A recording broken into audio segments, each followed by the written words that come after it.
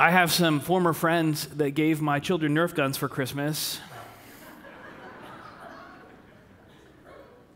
They're members of this church.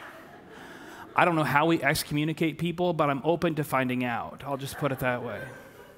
And they're not the Nerf guns that are like, they have the floaty darts that don't release. These are Nerf guns that have like the hard rubber ends, and they're like turbo Nerf guns. And so when you shoot them at someone, they leave a bruise. I know that from experience. Like that is a life experience that I can now say I've had. And so these Nerf guns, well, not too long ago, I heard the Nerf gun pop, and I heard a scream from the other room. And so I go in, and Kylie had snuck up on her brother, like point blank range, and drilled him. I mean, just drilled him, you know? And I was like, we're not shooting people with Nerf guns right now. Like, that's not what we're doing right now. And Hunter just looks at her and says, I'm going to get you back. Sure enough, a few minutes later, pop, hear the scream, there's the Nerf bruise. He snuck up, point blank range, drilled her, right? This is how this goes. And if it just were those two things, like if one shot the other and the other shot the other, and then we were done, that'd be fine. But that's not the way it goes. Because then they keep shooting each other over and over again. And the tension in my house keeps escalating higher and higher and higher until parents confiscate the Nerf guns, right? That's how this goes. The Nerf gun bruises just get to be too much, and we have to end it. Have you ever wished that you could look at someone and say, I'm going to get you back? Maybe it's not the Nerf gun bruises. Maybe it's deeper than that. Maybe there's real hurt, real pain, real baggage that you carry. Maybe there's someone that you hear as we've prayed for our enemies today, and as we sing the song, when I look into the face of my enemy, I see my brother, and you're like, that's not true, because I need to get them back. They've caused harm. They've caused disruption. They've caused pain in my life. They've brought baggage. And rather than just letting it go, all we want to do is get them back. You daydream about how that's going to happen, how the moment's going to come when you can find the revenge that is rightfully yours. The thing about that, though, is that if and when that moment comes, it doesn't make things better, does it? Even when you get them back, the pain's still there, the anger's still there, the resentment's still there. It's not like it just goes away. So when we read Jesus today, who has been teaching the Sermon on the Mount and over again has been surprising us with these understandings of what life can look like, whether life looks like blessing the poor and those who mourn and the humble, whether life is that call to us to be salt and light, to be different in the world, whether Jesus is inviting us to a kind of life that is surprising and not what we would expect. When he comes to this passage, Jesus continues to lay out this new way and says, when someone hurts you, don't retaliate. Jesus says revenge is not best served cold. Revenge is best not served at all. When you have an enemy who continues to make your life miserable, bless them, pray for them. Don't hate them. Instead, you need to love them. Jesus seems to be putting forth this call that is difficult and challenging and not one that we can wrap our heads around very easily. Jesus seems to be putting forth this new way. What Jesus is doing is redefining for us what it looks like to be people who follow him. You see, in the Old Testament it says an eye for an eye. The idea for that in the Old Testament, it's called the lex talionis. It's this well-known law that was put out for people. The idea what was put out was if you lose an eye, someone else loses an eye, and it ends there, right? It's kind of stopping that escalating cycle of violence that was a real thing. But Jesus says it's not even the escalating cycle of violence that you have to stop. You stop and offer forgiveness and move away from resentment. You choose love rather than hate. You invite your enemies into your life. You find yourself living in ways that you haven't anticipated.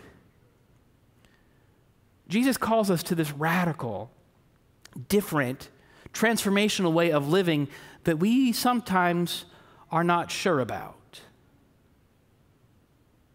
Throughout the generations, as scholars have written about this Sermon on the Mount passage, they try to justify it or make it seem less difficult. And so they'll say, well, it was for a specific season and time, right? Maybe this was just for Jesus' time. Maybe when he talks about someone striking your cheek, an open hand slap is very offensive. And so when you turn your cheek, you're not going to let your person offend you as deeply. They try to find these ways kind of around this to maybe make it seem like it's not for us. Maybe when Jesus talks about the poor and those who mourn, that doesn't have to do with us. Maybe when Jesus talks about all of these different areas, it doesn't have to do with us. It's something that we can read contextually, and it doesn't line up. Jesus doesn't know our enemies. But what if Jesus actually means what he says? Like, what if the invitation to choose forgiveness rather than retaliation? What if the invitation to love our enemies and to pray for those who persecute us isn't just something that Jesus is saying for his time? What if it's for our time too? The thing about this passage, the thing about this particular text that I find so fascinating and enthralling and difficult is the fact that this text, this call to radical transformational love, this call to love that offers forgiveness rather than anger, this call to love that changes things, has launched some of the greatest movements the world has ever known. This call to choose nonviolence over violence, this call to love those who persecute us, has changed the world in ways that we can only begin to imagine. While Gandhi was not a person of faith, he was deeply inspired by Jesus, and he found this passage to be a passage that drove him in his nonviolent work in India. Martin Luther King found this passage to be the foundational passage for the nonviolence that he practiced as he led the civil rights movement. These movements that have changed and shaped the course of history come from these verses, this radical transformational love that breaks down barriers, that makes things different, that allows the world to be what it should rather than it is, comes from this practice of loving our enemies and praying for those who persecute us. Maybe even the most powerful is the example we see of Jesus, whose enemies came for his very life, who hung him on a cross, who mocked him openly, and yet he utters the words, "Father, forgive them, for they know not what they do." You see, this kind of life that chooses love and forgiveness rather than anger and retaliation, this kind of life that chooses authenticity and vulnerability rather than sucking in to protect, this kind of life that chooses to embrace rather than to exclude, is the kind of life that changes the world. This is the kind of love that redeems all of humankind. This is the ways that we partner with God in the work that God is doing to make all things right. This is the way that God works through us so that we might see the world changed in powerful and transformational ways. The kind of love that God invites us to, this kind of love for our enemy, is an agape love. There's several Greek words in Greek for love, and the word in this passage is agape. It's this love that only comes from God. It is a love that is unconditional and unstoppable. It is a love that is understanding, that creates and redeems all of humankind. It is a love that deeply changes situations and circumstances and people. It is the love that God has given us when we were not deserving. And from that love, we are invited to live in a different way. From the overflow, the outpouring of love that God has placed in our lives, we are invited to live in a different way, to love our enemies and to pray for those who persecute us. It is from this love that we join with God's work that renews and restores all of creation. I find so much about this passage difficult. I find the call to resist the urge to retaliate difficult. I find the call to love my enemies and to pray for those who persecute me difficult. But I find verse 48 where Jesus says, "Be perfect, therefore, even as your heavenly Father is perfect," difficult. This call to perfection is one that I wrestle with and struggle with. I remember in seminary, one of the first assignments I did in my first semester of seminary was write a 15-page paper just on that word, perfect. I don't remember any of it. I've lost it. I have no idea where it was. And this was one of the weeks that I was like, see, that would have been helpful for like the one time, but I don't have it. What I do remember is this: the word teleos, the word that translates as perfect, is not necessarily the kind of perfection that we think it is. You see, we hear the word perfect and we think we're not sure we can measure up to that standard, right? We struggle with perfectionism. We struggle with kind of making sure that we look right and do right and we don't make mistakes. So we hear this call to be perfect, even as God is perfect, and we say, I don't think I can make that. There are going to be days when I make mistakes. There are going to be moments when I don't do the right thing. And rather than lean into that call to perfection, we seem to step away and just say, well, it's not for me. I had a really fascinating conversation with one of my friends this week. He's someone who is very skeptical of organized religion. Because what he says to me over and over again is organized religion makes you feel like you have to be perfect. If you make a mistake, it's over the line. He says, I don't know that I can handle organized religion because it says you have to be right in everything you do. And when I make a mistake, it just makes me say, well, I can't do it. And I fall to pieces in the whole way. I lose all sense of momentum and I just step back from the whole thing.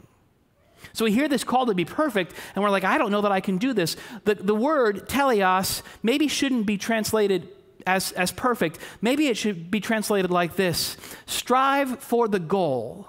Strive for the end game. Strive to do the thing that your heavenly Father has called you to do, even as God works that out in the world. Maybe it should invite us to join our lives with God in this powerful way. You see, the perfection that we're invited into is not just perfection of action. It is a perfection of love. It's inviting us deeper and deeper into God's love. It's inviting us deeper and deeper to respond as people of love rather than people of hate. It's inviting us deeper and deeper to respond with this love that changes and shapes and gives life to all of humankind.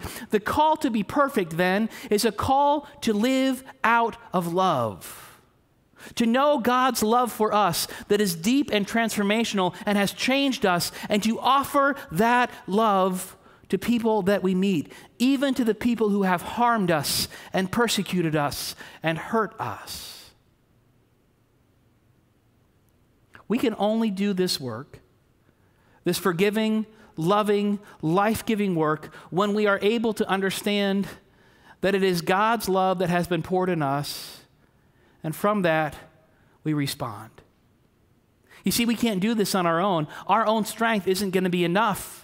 We can only be perfect as our Heavenly Father is perfect when we understand the core and root of who we are, when we understand that we are deeply loved by God, that we have been made and shaped and created by God, when we live from a place of that identity, when we live from a place of that understanding, when we live from a place of that love, we can offer love to those we meet. This call to perfection is not a call to be perfect in our action. It is a call to be perfect in our love, in the ways that we receive love and in the ways that we give love. It is a call to be perfect in the ways that we understand God's love and God's work in the world, and we join in that. We are invited deeply into this powerful, transformational work of love. We are invited to choose forgiveness rather than anger. We are invited to choose joy rather than sorrow. We are invited to choose life rather than death. And friends, these are our choices we make. We must make the choices to forgive. We must make the choices to offer love. We must make the choices to offer grace. These are daily choices that we make so that we can be free to be the people that God has called us to be. You see, the anger and the resentment, The bitterness that we carry often blocks us from God, and it blocks us from others. The anger and resentment and bitterness that seems to hold on to us as we think about our enemies and those who have hurt us, as we have this desire to say, I'm going to get you back, is a block that exists between us and others and us and God. It doesn't allow us to live from a place of freedom and wholeness and health. These things eat away at us like a cancer. We're invited to offer to God the resentments that we carry, to offer to God the burdens that we walk with so that we can find freedom and life and love. I found it fascinating as I read Dr. King this week. I read just a short article that Dr. King wrote called The Power of Nonviolence. And Dr. King writes that nonviolence is not just a lack of action, but it is a change of the heart that moves away from hatred towards love. He writes that nonviolence was a philosophy that changed the very core of who you were. It wasn't just that you didn't respond to your enemy, it's that you learned to love them even in the midst of what they were doing. I was reminded of this quote by Elie Wiesel, who says, "The opposite of love is not hate, it is indifference. The opposite of art is not ugliness, it is indifference. The opposite of faith is not heresy, it is indifference. The opposite of life is not death, it is indifference." Part of what's so challenging about this passage is that it invites us to no longer be people of indifference, to not just simply be indifferent to our enemies, but to learn to love them, to position ourselves near them, to learn to understand them. It invites us to a different kind of life. Part of what's so challenging about this passage is the ways it invites us to pray. And I don't know about you, but when I pray for my enemies, it's rarely for blessing, you know? When I pray for my enemies, it's more like, God, I pray that my enemies would fall in a pit. That's an option. I pray that my enemies would find out how wrong they are and how right I am. I pray that my enemies would just leave me alone.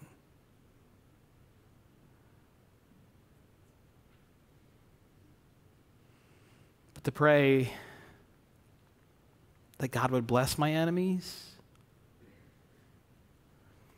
those are sometimes words that I feel like get stuck in my throat. Those are days that are sometimes harder than others. But here's what I found.